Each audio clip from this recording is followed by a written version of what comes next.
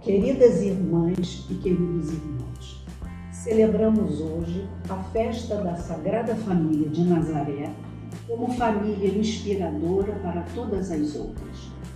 Os textos bíblicos desta festa apresentam-nos, de um lado, a Sagrada Família e, de outro, as qualidades e as virtudes que devem ser buscadas para que realmente nossas famílias sejam sagradas.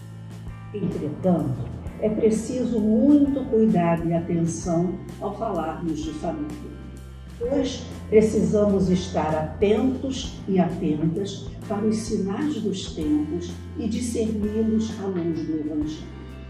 Por isso, devemos refletir sobre o modelo da família patriarcal, que muitas vezes a Igreja nos apresenta como sendo o único possível e o único onde se encontram os valores cristãos. Isto não é verdade. O modelo da família tradicional é um entre outros.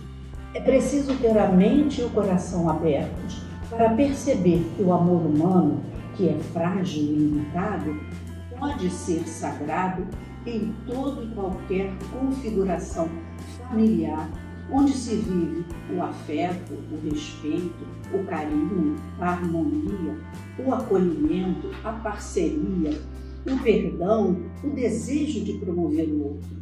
Afinal, existe família onde encontramos essas virtudes. O que podemos, então, aprender com as leituras bíblicas de hoje? A primeira leitura, retirada do livro do Eclesiástico, apresenta-nos um convite aos filhos adultos para que amem de coração os seus pais, já idosos, mediante um comportamento verdadeiramente filial. O texto sublinha a estreita relação entre o honrar a Deus e o honrar aos pais. Mas o que é verdadeiramente honrar pai e mãe? É toda uma gama de atitudes e sensibilidades que se traduz não só em respeito, mas na ajuda concreta, nas mostras de carinho, obediência, estima e atenção. Na segunda leitura, nos deparamos com a carta de Paulo aos Colossenses, onde o apóstolo apresenta os sentimentos que devem pautar os relacionamentos humanos e acrescenta a seguinte moral doméstica: vós, mulheres, submetei-vos aos maridos como convém ao Senhor. Diante de nossa sociedade historicamente injusta com as mulheres, onde vemos casos de violência doméstica e feminicídio multiplicando-se, não poderia deixar de comentar esse versículo que serviu e serve como referência bíblica para legitimar a opressão do homem sobre a mulher. Precisamos reafirmar sempre que a cultura é parte do que somos. Nela está o que regula nossa convivência e nossa comunicação em sociedade. Portanto, Paulo só podia escrever dentro do seu contexto cultural, que era o patriarcal. No entanto, perguntamos-nos, nas primeiras comunidades cristãs, essa lógica era mantida ou já eram vividas experiências em que as mulheres eram lideranças e protagonistas? Nas igrejas fundadas por Paulo, as mulheres ensinavam, profetizavam, dirigiam a oração e tinham postos de autoridade. Esses fatos, muitas vezes, se tornaram despercebidos para a maioria de nós, pois foram invisibilizados e colocados de lado.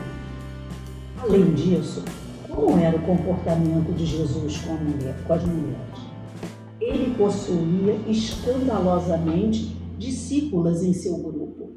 Portanto, precisamos olhar para o conjunto de todo o Evangelho e destacar com cores fortes as passagens que negam veementemente qualquer tipo de submissão entre homem e mulher. Como, por exemplo, Gálatas 3:28, que nos diz: não há judeu nem grego, não há servo nem livre, não há homem nem mulher, porque todos vós sois um em Cristo Jesus. Muitas injustiças têm sido perpetradas em função de interpretações bíblicas realizadas fora de contexto e com o interesse de manter relações de poder desiguais. Quantas são as mulheres que ainda hoje, mesmo diante de um casamento opressor, ficam quietas e se resignam na condição de submissas, porque a Bíblia diz que deve ser assim? E porque a liderança de sua comunidade de fé a orienta a aguentar a relação de dominação pelo bem da família.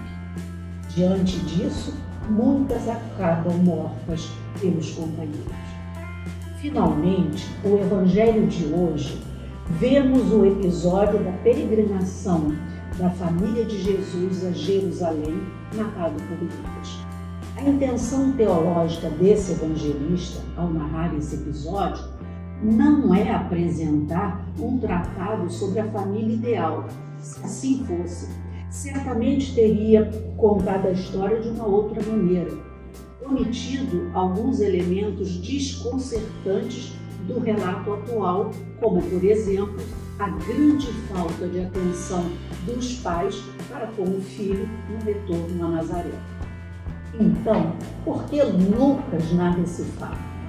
Porque a caminhada de Maria e José para encontrar Jesus é fundamental para o evangelista, pois o movimento e o colocar-se em caminho é um tema muito caro para ele.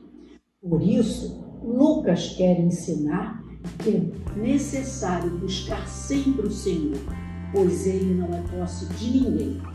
Até mesmo seus pais tiveram que procurá-lo. Outro fato que chama a atenção é o de Maria, que dentro do contexto patriarcal antecipa-se a José e em público repreende o filho. Numa família modelo daquela época, isto não aconteceria. Por que Lucas, então, narra os fatos desta forma? Porque ele faz questão de colocar Maria assumindo a liderança da família, dando assim protagonismo à mulher. Finalmente, numa crônica descrita de uma família exemplar, certamente também a resposta de Jesus à sua mãe teria sido omitida. Ele, diante dos mestres da lei e de demais ouvintes, responde à mãe como um adolescente meio rebelde e malcriado. Um jovenzinho obediente apenas baixaria a cabeça e, se respondesse, seria um pedido de desculpa aos pais pela preocupação e constrangimento causados. Por que Lucas coloca essa cena em seu relato? Porque sua intenção teológica é a de fazer Jesus afirmar que é a Deus que deve obedecer e fazer a sua vontade sem, entretanto, dispensar seus pais terrenos. Logo, se sabemos que o autor deste evangelho não pretendia descrever uma família ideal, tendo como base a família de Nazaré, porque ainda hoje ela é usada como o único modelo de família querido por Deus para a nossa sociedade. Por que não olhamos os sinais dos tempos e, à luz do Evangelho, fazemos um discernimento sobre a possibilidade de novas configurações familiares? Se Lucas, com a narração deste episódio, busca nos mostrar a importância do movimento, por que continuamos parados e estratificados no único modelo de família? Por que muitos de nós ficam presos e acomodados na religião, esquecendo que a fé aponta para o futuro, para o novo? Portanto, é preciso caminhar sendo uma igreja em saída, em movimento. Olhando atentamente para os valores apresentados na liturgia de hoje, podemos ver que qualquer família que os ponha em prática será consagrada por Deus. Que a família de Nazaré nos fortaleça, revigore e inspire para buscarmos esses valores e colocá-los em prática dentro de nossas limitações humanas.